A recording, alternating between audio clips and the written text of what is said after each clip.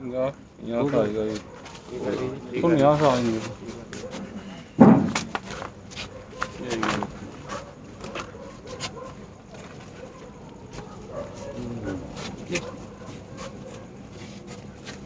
आज कई दिन में यहाँ पर आए, बीच में कर्नाटक, उड़ीसा, मध्य प्रदेश, राजस्थान, आज गाजीपुर बॉर्डर पे आए हरियाणा की मीटिंग करके। तो कल फिर मीटिंग रहेगी हरियाणा में, करनाल 25 तारीख की, 26 तारीख की विकासनगर देहरादून में आ जाएगी। फिर 27 तारीख की दौसा राजस्थान और 27 की यहाँ पे हो जाएगी, दौसा राजस्थान आ जाएगा 27 में। ये कई प्रोग्राम हैं। 28 को यहीं रहेंगे गाजीपुर में, 28 और 29 को। तो पूरे देश भर में प्रोग्राम चल रहे हैं। जहाँ जहाँ मध्य प्रदेश में मीटिंग दे रहे, तो कोविड के नाम पे रोकने का एक बड़ा षड्यंत्र सरकार का चल गया है। अब जैसे महाराष्ट्र में मीटिंग दी तो कोविड लगा दिए, वहाँ पर लॉकडाउन लगा दिए। तो एक बड़ा षड्यंत्र ये किसानों के साथ में चलेगा। तो इसको देखना है कि जहाँ जहाँ पे भी मीटिंग लगाएंगे, खास करके मध्य प्रदेश में या दूसरे स्टेट में जहाँ पे भी लगाएंगे तो वहाँ पर रोकेंगे। कर्नाटक में गए तो वहाँ पे कह दिया जी, भड़काऊ भाषण दिया वहाँ पे, मतलब अगर ट्रैक्टर पे बम्पर की बात कर दी तो भड़काऊ भाषण की बात करी। ठीक है साहब, आज आप जो है लगभग 8 दिन का दौरा करके उड़ीसा, राजस्थान और तमाम जगह कार्यक्रम करने के बाद यहाँ पहुँचे हैं। आज करीब 4 दिन बाद कर्नाटक के शिवमोगा में एक मुकदमा दर्ज किया गया है और मुकदमे में ये कहा कि आपने ये कहा कि बेंगलोर को दिल्ली बनाना होगा और ट्रैक्टरों से बेंगलोर घेर लो। तो क्या सरकार जो है अभिव्यक्ति की आज़ादी को दबाना चाहती है? हाँ, यही काम चल रहे सरकारों के। भाई काम नहीं करेंगे तो दिल्ली तो घेरना पड़ेगा, हर राजधानी को दिल्ली बनाना पड़ेगा, वहाँ का किसान निकलेगा। हमने यही तो कहा कि प्रधानमंत्री ने ये कहा कि अपनी फसल मंडी के बाहर बेचो और ऊंचे दाम पर बेचो, और एमएसपी थी, है और रहेगी। तो अपना अनाज लेकर किसान निकलेगा। मंडी में तो एमएसपी पर रेट नहीं है, तो जहाँ पे भी मिलेगा वो हो सके कि पुलिस के थाने में बिक जाए, हो सके कि वो डीएम के ऑफिस में मिले रेट, तो वहाँ खड़ा करेंगे। सरकार का रेट है, अपना फसल लेकर जाएगा किसान। हो सके कि वो अगर कर्नाटक के लोग होंगे तो बेंगलुरु की राजधानी लेके जाए, विधानसभा लेके जाए, तो जाना तो पड़ेगा, किसानों को निकलना पड़ेगा। किसान को कोविड के नाम पर रोकने की सरकार कोशिश करेगी। तो किसानों से ये है कि कोविड तो एक बहाना है, रोकना किसान है उनको। ठीक है, नहीं, सवाल इस बात का है कि जिस तरह से घोषित इमरजेंसी देश में है और आप जो है सरकार के निशाने पर हो और आपके निशाने पर सरकार का हो या आपकी मांग का हो, एक ही बात है। लेकिन एक छोटी सी लाइन बोल देने से मुकदमा हो जाता है। लेकिन देखने में ये आया कि कर्नाटक में प्रोफेसर नजुंडा स्वामी के बाद टिकैत साहब ने जब एक आंदोलन शुरू किया, जो वर्ल्ड लेवल का आंदोलन था, पहली मीटिंग 1996 में जो है बेंगलोर में उसकी हुई थी, अंतर्राष्ट्रीय संगठन की वहाँ शुरुआत हुई थी। तो इस तरह की रैलियाँ उस जमाने में हुआ करती थी। 3 दिन आपके कार्यक्रम रहे, काफ़ी जनता निकल कर आई। भाषा की प्रॉब्लम है, फिर भी तमाम लोग देखने के लिए निकल रहे। तो क्या पूरे देश में किसान आंदोलन एक मजबूत स्तंभ बन चुका है? आपके मजबूत बन गया। अब भाषा का विवाद नहीं रहा, भाव से आंदोलन चलेंगे। भाव क्या है? किसान का भाव ये है कि आंदोलन छिड़ गया और वो 1 मिनट में समझाता है। अभी फिर जा रही 31 तारीख का फिर कर्नाटक का ही है, बेलगांव में, वहाँ रहेंगे प्रोग्राम। हुगली, बेलगांव इस साइड में रहेंगे और बड़े दिक्कत में है वहाँ का किसान, पूरे साउथ का किसान दिक्कत में है। तो अब तो किसानों को निकल जाना चाहिए। 2021 का जो साल है वो किसान आंदोलन का साल है, वो मजदूरों के आंदोलन का साल है। वो रेलवे के कर्मचारी निकले, बैंकिंग वाले निकले, LIC वाले निकले, एयरपोर्ट अथॉरिटी के लोग निकले, इन सबको निकलना पड़ेगा। नहीं तो बहुत नौकरियां 2021 और 22 में चल जाएगा। और ये तो सेल पर लगा हुआ है भारत तो बिकाऊ है। अब ये हालात होगी कि अब नॉट फॉर सेल नहीं, अब तो ओनली फॉर सेल हो गया कि आपको आना है भारत को, किसी भी उससे खरीद लो। एक बड़ा सवाल ये है कि 2 कार्यक्रम आपके मध्य प्रदेश के लगे थे, 11 और 12, उदयपुरा और खातेगांव। भाजपा की सरकार है राज्य में, जो मीटिंग आपकी मध्य प्रदेश में हुई, जिस तरह से भीड़ उमड़ी, श्योपुर की जो बैठक हुई और जो पंचायतें हुई, आपकी रीवा में जो मीटिंग हुई, वो अपने आप में एक ऐतिहासिक थी।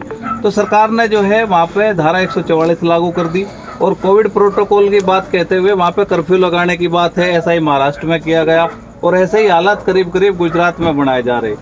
तो ये सरकार जो है कोविड, बंगाल में इतनी बड़ी बड़ी रैलियां प्रधानमंत्री जी की हो रही, वहाँ पे कोविड पे कोई सवाल नहीं है। तो इस बारे में आप क्या कहना चाहते हैं? नहीं, तो किसान जहाँ पे मीटिंग करेगा कोविड का नाम लेके उनको बैन करेंगे ये, और ये तो आर पार होनी है। इससे तो कोविड लगेगा तो पूरे देश में ये कोविड के नाम पे कर्फ्यू लगाओगे।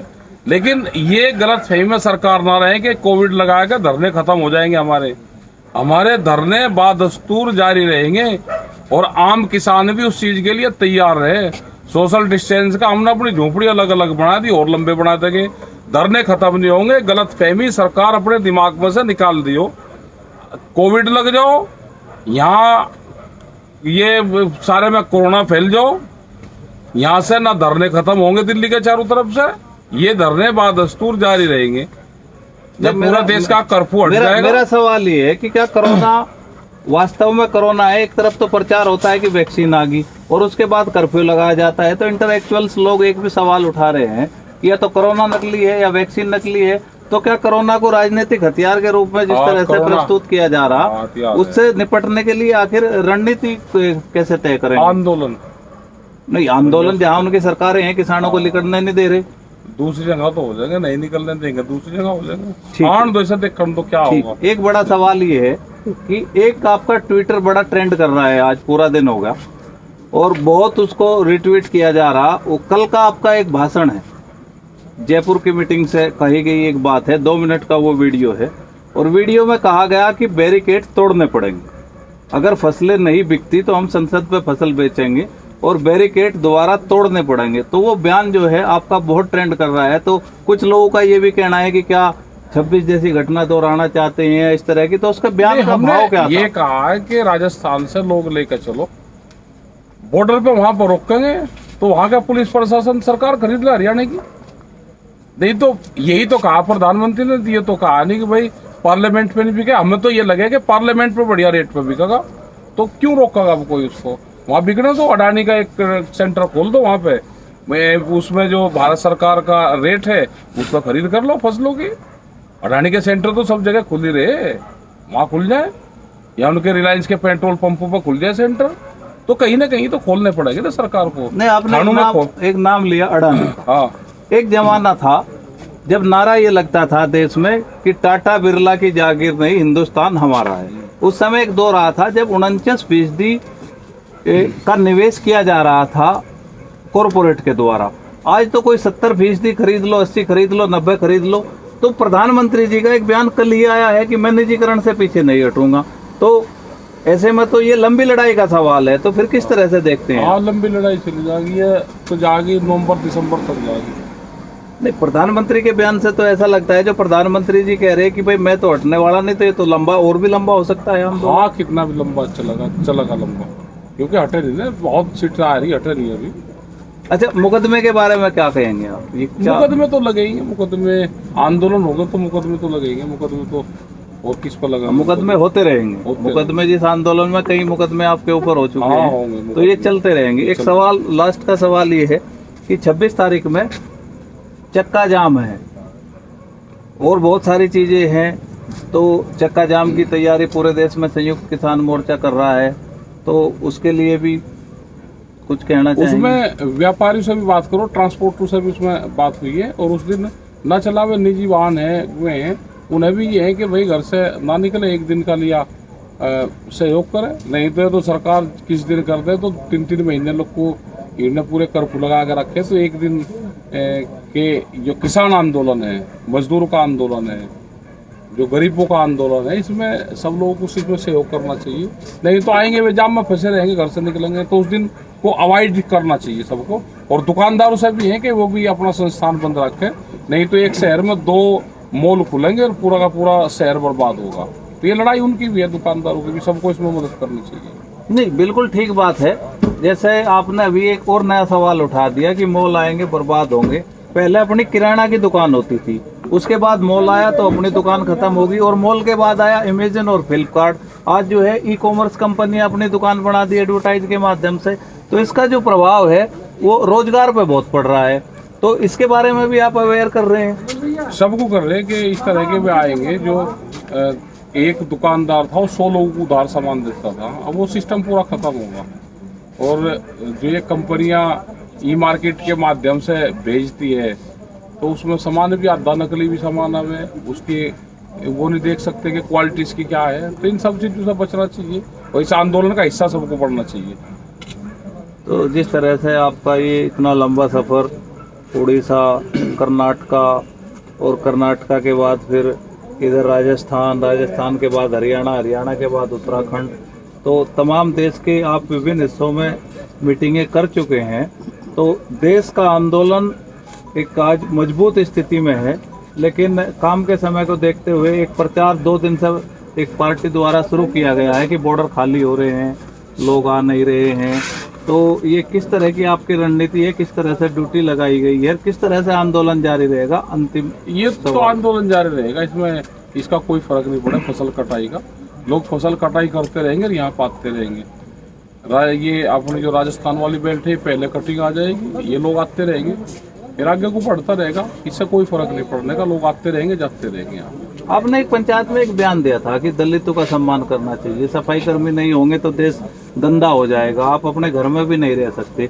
तो उसका एक इम्पैक्ट आया कि हरियाणा में दलित पंचायत हुई, किसानों के समर्थन में दलित पंचायत हुई, आपका भी समय मांगा गया लेकिन आपके पास समय नहीं था। तो ये जो सोशल हार्मोनी का काम है, जिस तरह से इस आंदोलन ने गुजर और मीणा को जोड़ने का काम किया, मतलब हिंदू और मुसलमान को जोड़ने का काम किया, हिंदू और सिख को जोड़ने का काम किया, साउथ में जो है गोड़ा और नॉन गोड़ा की जो एक लड़ाई थी वो सब एक मंच पर आ गए। तो जिस तरह से सोशल हार्मोनी स्थापित की है आपने, तो दलित भी अब आप इससे जुड़ रहे हैं, तो ये उन आंदोलन की उपलब्धि मानते हैं? दलित तो सारे तो दलित है जो खेत में काम करता है, गाँव में रहता है, किसी भी जाति का हो, वो दलित ही तो है जो खेती में काम करता है। उसकी कोई अलग वो थोड़ा है, वो मजदूर भी वही काम करे, किसान भी करे, उसकी जाति वो हो सकती है लेकिन काम तो उसका वही है ना, खेती में, मिट्टी में, उसमें करना तो दलित ही है सारे। और जहाँ तक वाल्मीकि समाज की बात है, वाल्मीकि समाज अगर ना हो, वाल्मीकि समाज की पूजा की बात करी कि वाल्मीकि समाज, हम भी तो कहते हैं कि वाल्मीकि हो गया, सुबह सुबह तो आज का दिन शुभ हो गया। तो उसकी कहावत यही तो है कि ये पूरे समाज को सुधारने का सफाई अभियान करता है। अगर वाल्मीकि समाज ना हो तो पूरे के पूरे घर कितना ही बड़ा महल बनवा लो, अगर ये समाज नहीं होगा तो अपने ही महल में आदमी उसमें जाता नहीं। तो सबसे पहली पूजा तो यही की होनी चाहिए, यही तो हमने कहा। नहीं, तो इसका असर ये है कि आज इस आंदोलन में दलित भी खड़ा है। तो ये जो इस तरह की आपकी सोशल हार्मोनी की बात है, तो मतलब आपने पूरे समाज को जोड़ने का काम किया है। तो अब एक फिर इसको धर्म पर उस पर किया जा रहा है, ये सरकार की साजिश हो सकती है। आपने बात की, समय दिया, धन्यवाद। आखिरी में आप और कोई संदेश अगर देना चाहते हैं? संदेश ये है कि आंदोलन के लिए तैयार हो जाओ, नौजवानों के लिए खास करके, और जितना युवा है, जितना किसान है, जो भी लोग हैं, वे आंदोलन के लिए तैयार हो जाओ। उनको नौकरी नहीं, अपने खेत से ही उनको रोजगार तलाश करने पड़ेंगे, गांव से ही रोजगार तलाश करने पड़ेंगे। यही हमारा ये है कि इस आंदोलन में के शुरुआती दौर में और पहले से भी आपके साथ होता रहा है, एक सरकार के पास एक हथियार होता था, नजरबंद। इस आंदोलन जब ये शुरू किया तो बहुत किसानों को जो है घर पे पुलिस बैठा दी, नजरबंद कर दिए, निकलने नहीं दिए गए। अब इसका प्रयोग किसानों ने करना शुरू कर दिया। तो ये आंदोलन मतलब अब बहुत सारे लोग घरों में कैद हैं, एक विशेष पार्टी के जो जनप्रतिनिधि हैं या जो सत्ता में बैठे लोग हैं वो घर से नहीं निकल पा रहे।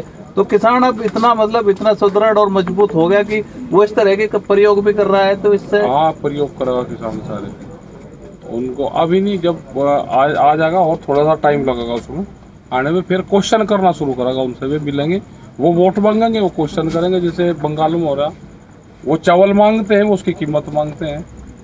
तो ये होगा, अपने सवाल उठाएंगे। एक दिन वो भी आएगा कि महिला, अगला जो मूवमेंट होगा किसी भी दिन का, वो महिला सिलेंडर लेगा भट्टे की सड़कों के ऊपर। अच्छा, बस आखिरी बात, सुप्रीम कोर्ट ने कानूनों पर रोक लगा दी। भारतीय जनता पार्टी के प्रवक्ता कहते हैं कि कानून रोक दिए गए, लेकिन कहीं भी डिनोटिफिकेशन नहीं हुआ, आज भी कानून लागू है। तो क्या अपील करेंगे आप, या कोई पत्र लिखेंगे सरकार को? नहीं, हम तो न मानते ही नहीं, सब सरकार अपने उस पर ही नहीं। अगर हम उनको चिट्ठी लिखेंगे तो ये कहेंगे कि न मान लीजिए बात, मतलब एक ही रणनीति है रणनीति है। ये, और इसको आप सार्वजनिक करेंगे आगे सभाओं में हाँ। कि जो सुप्रीम कोर्ट का आदेश है उसको भी भारत सरकार पालन नहीं कर रही है। आगे इसका आप प्रचार प्रसार करेंगे। संयुक्त किसान मोर्चा जिंदाबाद जिंदाबाद जिंदाबाद। किसान क्रांति गेट यूपी गाजीपुर दिल्ली से आप पूरा ये सारी चीजें देख रहे हैं, और रात के 12 बज रहे हैं अभी पूरा प्रोग्राम चला हुआ है यहाँ पे और चलता रहेगा। धन्यवाद। ठीक है भाई।